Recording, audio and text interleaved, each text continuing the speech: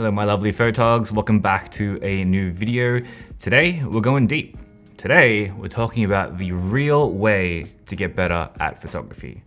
No gimmicks, no tricks, no nothing like that. Just the real proper way to start mastering your photography today. Let's get into it. So most people look at images and they have a sense of why they might like it or why they might not like it, right? This happens in fractions of a second, and every single one of us has this ability to some degree.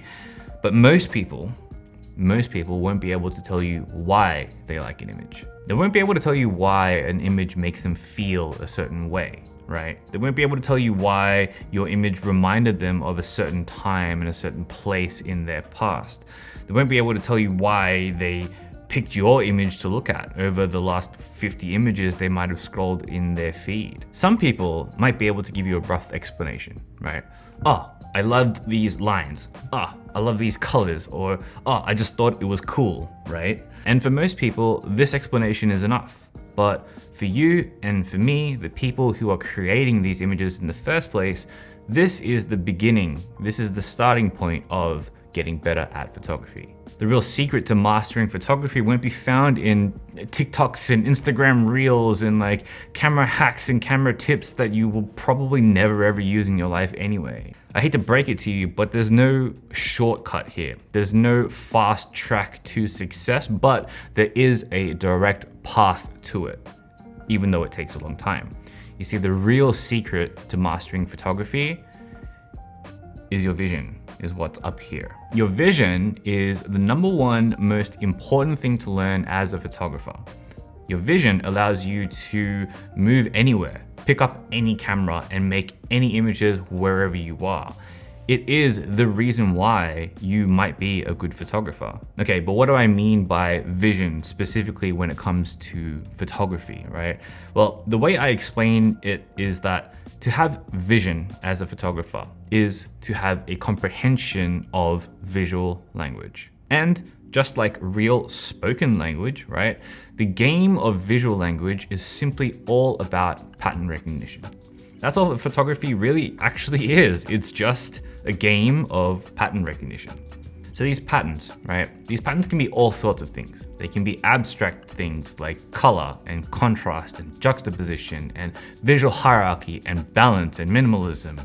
They could also be like more literal compositional patterns as well. Things like frames and lines and shadow and all those kind of things, right?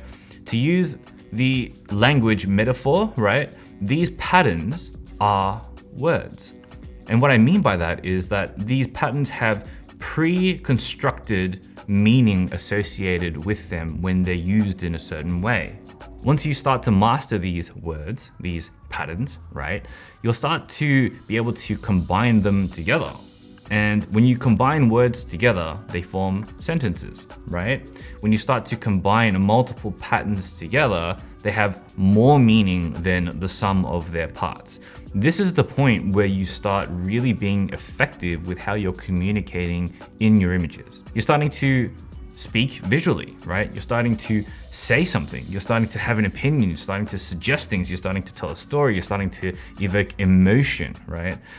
There's meaning and intention when you start combining these patterns together. And the really good photographers are the ones who are communicating with all of these patterns in a very artful, deliberate, and intentional way. And that's the biggest thing, intention, right? So at the start of the video, I mentioned that most people don't fully understand why they like images. They can give you a surface level meaning or surface level reason, but that's kind of it. And hell, even some like pro photographers go their entire careers without being able to fully articulate all of the patterns that they're using and the meaning that it's creating. But the truly great photographers have intention, even if that intention is subconscious, right? Which actually is probably where you want to end up. Having everything being so baked into your mind and baked into your routine that it is subconscious. You can just do it habitually. Okay, now we're starting to get a better understanding of what vision is and setting things with intention and all those kind of things. So let's get to understanding these patterns a little bit better. So in photography, you might have heard of a bunch of like different rules of photography, right? I think the most famous one probably is like the rule of thirds, right? Now, the thing with rules is that rules have a predefined meaning associated with them. So if we take the rule of thirds, for example, the structure of how the rule of thirds is set up has a rigidity to it. It has a solidity to it. There's no awkwardness in the proportions, right? There's no awkwardness in the positioning. And this gives a kind of compositional strength to using this particular rule. And I have no qualms with like breaking rules or anything like that, right? I'm all up for experimentation and pushing yourself as a creative and all those kind of things. But the thing with rules and the thing with patterns and all these kind of different like structures of visual language is that they all have predefined meaning. And if you are deliberately breaking those rules, those meanings no longer apply. And so, if you're breaking those rules, make sure you're doing it with intention and make sure that you understand the repercussions of what happens to your composition when you break them, right? When you shift your subject just slightly off the grid of 9, it no longer has the structural strength, the compositional strength, the positional strength of the rule of 9's composition. And that might be perfectly fine for what you're going for. Just make sure you're doing it with intention. So then, the real secret to mastering photography is being able to develop this lexicon, right? Being able to develop this fluency, right? Being able to understand these patterns and then being able to identify them in the real world and then being able to use them within your own compositions and your own images. So here's a list of potential patterns that you might want to try and explore and get better at. Of course, this list is non-exhaustive. There's so many different visual patterns you can use, not only within photography, but outside of photography that you can bring into your compositions as well. But here's just a list to get started. So you might want to dig into abstract patterns such as color or contrast or juxtaposition or balance or visual hierarchy or any one of these abstract patterns and really start to understand, how they work, what all of the different usages are for those things, and then how you can apply them into your photography, right? Or you might want to start with something a little bit more straightforward and simple and real world, such as compositional patterns like frames and lines and shadow and texture and vanishing points and compositional patterns such as those. But to really drive the point home here, let's do an example analysis of one of my images. Now, this image has a lot of visual patterns in it, but let's play a little game. I want you to pause this video here and name all of the visual patterns that you see in this image before I go on. Can you tell what they all are and how they all might work together? Let's go through it. Firstly, this image uses contrast, specifically by the use of dark shadow in the sand against the bright sky. This has the effect of simplifying the image, right? And directing the viewer's attention. Your eyes know where to go, they rest. Secondly, it uses just a single color, orange. Again, this has the effect of further simplifying the image.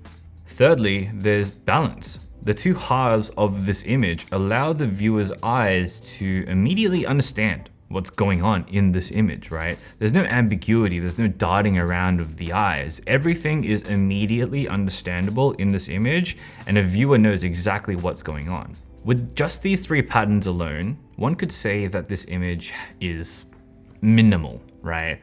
But I would say that this image has clarity. And I don't mean clarity in the sense of like the Lightroom slider clarity, right? I mean clarity in the sense of visual hierarchy, clarity in the sense of subject, clarity in the sense of intention, right? Next, a figure, a small one. The smaller the subject is in your images, the more it suggests a feeling of scale, right? And speaking of scale, the sun in this image is absolutely gigantic and it takes up the majority of the entire composition. And juxtaposed against the small figure, the human looks tiny, and this gives the viewer a suggestion of like how vast this place might actually be, adding to this idea of scale. And on that subject of vastness, the negative space to the left of the composition gives the impression that the small figure, right, the human, has a long way to go. And this adds further to this feeling of vastness. And all of these things start to suggest a story of what happened in this brief moment of time, this slice of time, right? You can start to imagine the heat. You can start to feel the vastness of the seemingly never-ending sand dunes, right? You can start to feel a sense of loneliness and so much more. This is what happens when you start to combine multiple visual patterns together.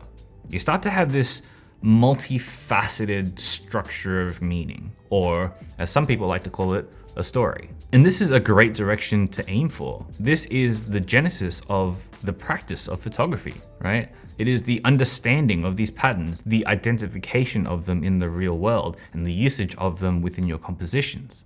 So here's the practice to really, really improve your vision and really, really improve your photography. Take one pattern every single week. Say start on Monday, right? Take a single pattern. Let's say it's color. Understand everything there is to know about color, right? Understand what the emotions bring when you use the color orange versus the color blue, right? Learn about complementary colors and which colors go together and which colors don't. Learn about analogous colors and how that affects the composition as well. Learn what kind of colors are your favorite. Learn about luminance, learn about hue, learn about color calibration, learn about a whole bunch of these different things, as many things as you can, and then spend every single day for that single week just literally repping out, going out into the field, spotting these colors, spotting everything there is to know about the things you want to improve on in this particular pattern every single day. And then the next week, you might want to look at frames, for example. And with frames, you might have to understand, okay, why would I use frames in my composition? What are they good for? What aren't they good for, right? How do I use them effectively? What are creative ways that I could use them? Who are photographers who are really good at using frames? Spend the Monday researching that, and then Tuesday, Wednesday onwards, just every single day going out there and just shooting frames. Do this with every single pattern that you can get your hands on, and eventually you'll start to build up this understanding, this lexicon, and start to build up this fluency, right? You'll be able to see, hey, this pattern is good for this particular scene, and maybe I can combine it with this other pattern to make this new meaning. And now we're starting to communicate our desires. We're starting to communicate visually as photographers within and through our images. If you want an example, you can also check out my POV series where I take a specific pattern and I go out there and take you along with me while I show you guys how I might practice that pattern. But that's kind of it. Photography is a game of pattern recognition. And that is like probably a oversimplification of things, because there's way more things to learn, like the craft of photography, the art of photography, and all those other things. But that's kind of it, you know. If you want to have good vision, you need to have a good understanding of visual language, and you do that through this recognition of patterns. Okay, that's it for this video. I hope you enjoyed it. Hit that like button if you did, subscribe to see some more. Also check me out on Instagram, Patreon, and on Discord as well. I'll see you in the next video, but in the meantime, go out there and make something that matters. Peace.